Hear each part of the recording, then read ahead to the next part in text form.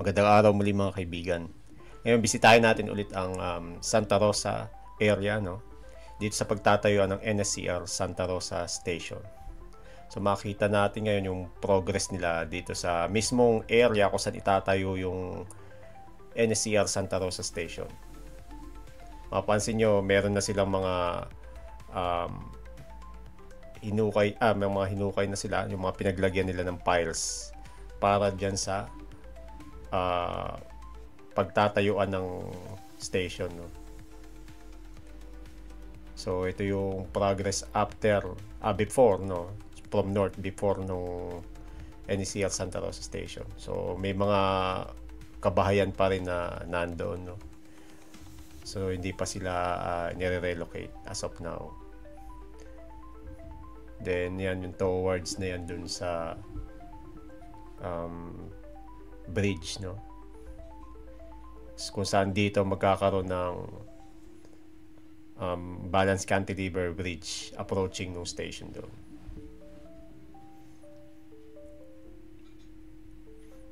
Dito wala pang mga nilalagay dito, but then looking towards the north ay meron na sila mga tinayong mga columns dyan, no. So sinisimulan na nila. May iba na nabuhusan na, may iba na wala pang buhos.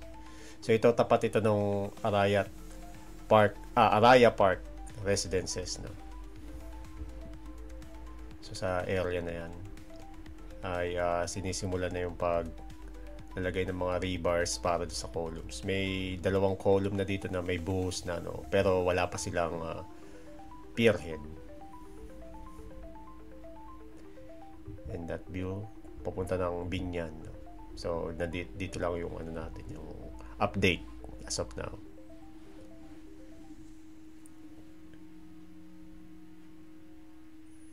So hanggang dyan yung dulo muna nung kung saan yung may progress sila.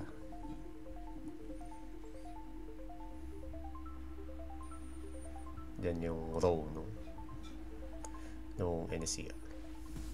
Then looking toward ulit doon sa papuntang NSCR station, no? So ito yung Howard Village, itong area na to, yung mga may kabahayan na yan.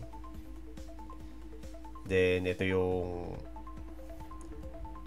lugar ulit kung nasaan yung pagtatayuan ng Santa Rosa Station.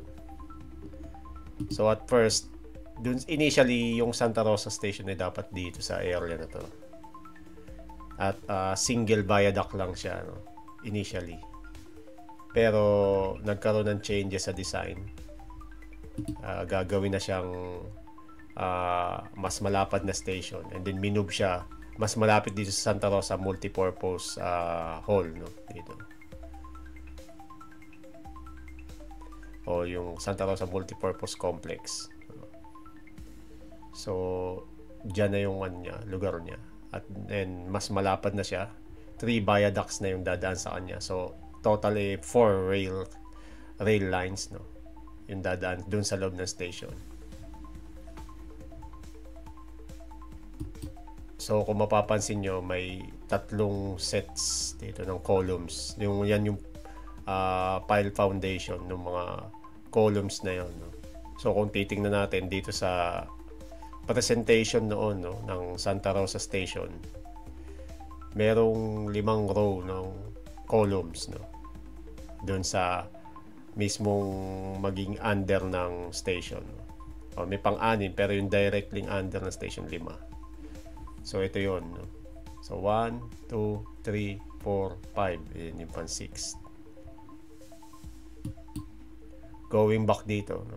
1, 2, 3, 4, 5. Then may pang 6 pa dito na dapat, no?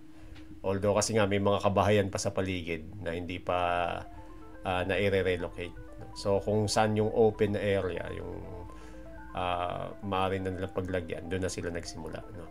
And then kung titingnan ulit natin, yung station ay nasa tapat dito sa tapat ng mga kabahayan nito sa Howard Village at dito, no? Pero yung buong plaza nung Santa Rosa Station ay mula doon malapit sa may bridge hanggang dito sa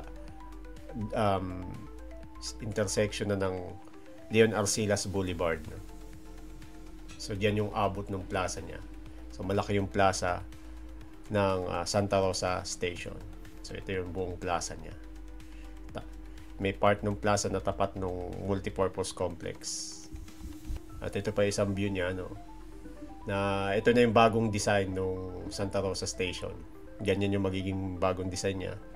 With curved roof at solar panels na integrated na sa kanya. So yan yung pinaka-itsura niya. Then may tatlong viaducts na dadaan. Single track sa gilid, then double track sa gitna. So maaaring yan yung pinaka-bypass para sa express trains, no? Ngayon naglagay na sila ng mga sheet piles doon sa, at in-excavate na nila yung dulo ng mga piles na nilagay nila dyan. Magkakaroon na ng pile hacking works dyan, at then eventually lalagyan na nila ng pile cap yan. So dito may sinimulan na sila, no? Na itatayong column, no? So 3 sets ng mga viaducts yung nandun dyan, no? Itong development dito ay not sure kung party pa rin to ng NSCR, no? Kasi may may gate, may bakod siya, so maaring hindi ito sa NSCR.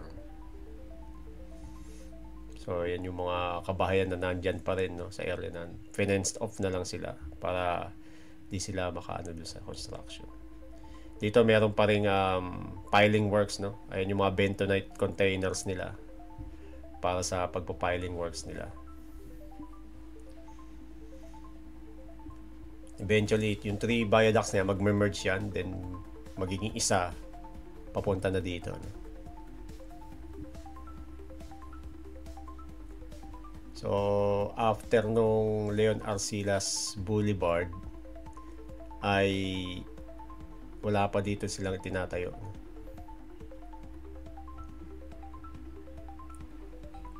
Ito going towards na to nung old Santa Rosa Station.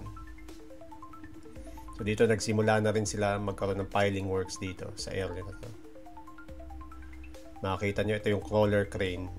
Ito naman yung drill rig nila. Ito yung mismo magbubutas nung para sa mga piles, no? Dito naman sa isang column na to ay kinakast pa nila yung yung pinaka-pierhead niya, and then the rest ay mayroon ng mga pierhead kompleto na. Mapapansin nyo na demolish na nila yung old Santa Rosa Station, which is nandito yun, eh. Na demolish na nila. Then nagsisimula na silang maghukay dito sa area na to, nung para sa piling nila, no?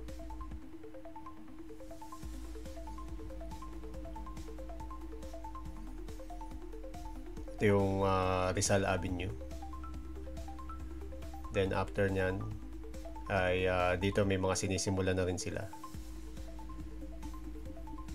So yung red na launching gantry ay nakaabot na dito, no? Malapit na siyang makapunta dito sa may Santa Rosa Station area. So hanggang dyan pa lang sa may creek yung pinaka nalagyan nila ng mga columns, no? Ng mga poste.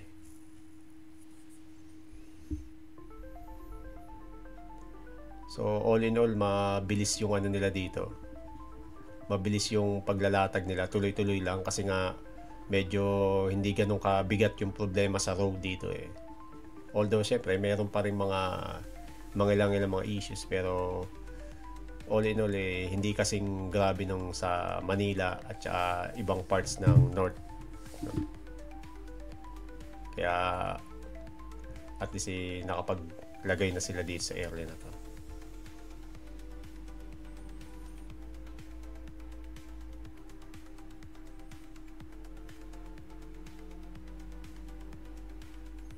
Yung close up nung pulang launching gantry.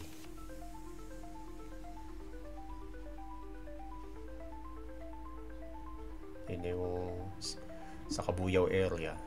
Yun yung mga naging progress nila.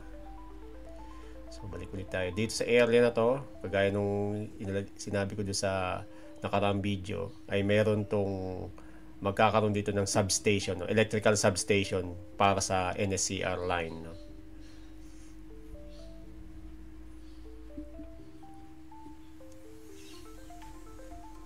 And then yan yung towards na ng Santa Rosa Station muli.